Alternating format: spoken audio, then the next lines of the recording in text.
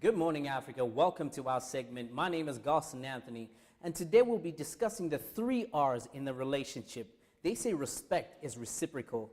Well, we'll find out more about that. And in studio again today, we have one of my favorite guests, Mr. Valentino Alily. Welcome back. Thank you so much, Gosson. Now tell me about respect being reciprocal. Yeah, respect, well, like you said, respect is reciprocal. Okay. And what that simply means is that when you do unto others, or you give to others, you get back. Okay. So, it's like the Reap karma what thing. you sow, what Yeah. goes around comes around kind of thing, eh? And so it goes back to what I was saying the initial time, the first day we talked about knowing who you are. So when you learn to respect yourself, you'll be able to pass that on to other people, and people should be able to give you back that respect. So in a relationship, it's very important that you respect your woman, and the woman respects the man. In return, okay. In return. And the way to affect that more readily is to be respectable yourself. That is, you present yourself in a way that will make the other person respect you. So you have to do things that are in accordance with your personality. Okay, but can I ask something? Because you mentioned something, I have to be respectable. So if I am now respectable, is it important that the man be the first one to put in respect into the relationship? Ideally, in most relationships, it's the man that cuts the lady. So you don't begin to cut a lady, or you want to romance. Okay, let me start with the courtship part. Okay. And you come because you want to be hip, and you start using the B word. You want to be hip. Yeah, you want to be hip. You start using the B word. You start calling her bitch and all that. There's no respect there. Okay. I mean, first of all, you put her down. And see, when she accepts that, and it becomes, oh, because my guy is hip, he uses the B word and uses the F word.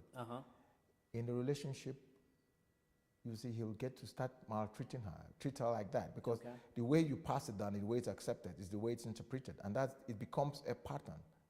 And so he causes like damage into the relationship, basically. Basically. And he reciprocates that in return. In return, because when you use those words, you act it out. It's like when you see most of all these rap music videos and the way and they act it out in the way, even in the movies.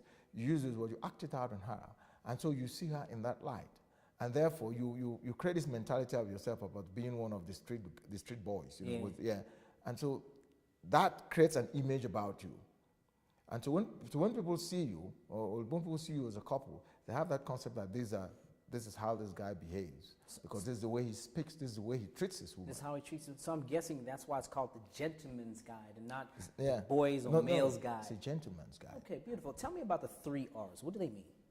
The 3 R's stand for respect, responsibility, and reciprocity. Okay. And what that means is that we talked about respect, the first one. You must respect it, yes. But also you must be responsible in a relationship. I keep saying that relationship is like running a business. You must invest time, you must invest responsibility, you must be able to accept certain responsibility as the man. Okay. I keep harping on the man, and that's why the book, the CASANOVA Principle, started first by saying it's the gentleman's guide and a lady's guide to understanding herself more. But the gentleman guides to romance and seduction. The reason is that 60 to 70% of the problems I found out during my 3 years of research fell with the men. You see, because we begin. You know, and strange, in my head, it's always the women's fault. Yeah, I'm learning something here today. I'm telling you that 60 to 70% of the strength with the men, because we're beginning to lose contact, focus with the real aspects of relationship. Okay, but then getting deeper into that responsibility part, you mentioned that, it's with the men that starts the problem, but let's say, for example, an 18-year-old gets pregnant with a grown man who's old enough to be her daddy, and he's married, and he cannot take responsibility of the child, for example. How does one handle that? That's what I said. I mean, it goes back to responsibility. In the first place, why should you said 25 years? No, 18-year-old and a grown man. Let's say 18 to 40. 40 years. Why should a 40-year-old man go after an 18-year-old girl in the first place? We're talking about responsibility. First of all, the man is not responsible, because you know that's your daughter. Yeah. Probably you have another daughter with you in your marriage that's about 18 years old. So why should you go to that in the first place? So, okay, let's say it happens. I mean, the girl is now pregnant. So it's a very touchy situation, because she's already pregnant. You know, it's already in a situation where she's carrying this guy's baby. This baby, okay. Yeah. But then what happens if maybe the situation's adjusted a bit? Let's say we have an 18-year-old dating a 25-year-old, and this 25-year-old struggles to go out with her because amongst his friends she's too young. How does one upgrade themselves to that level? Well, in that case,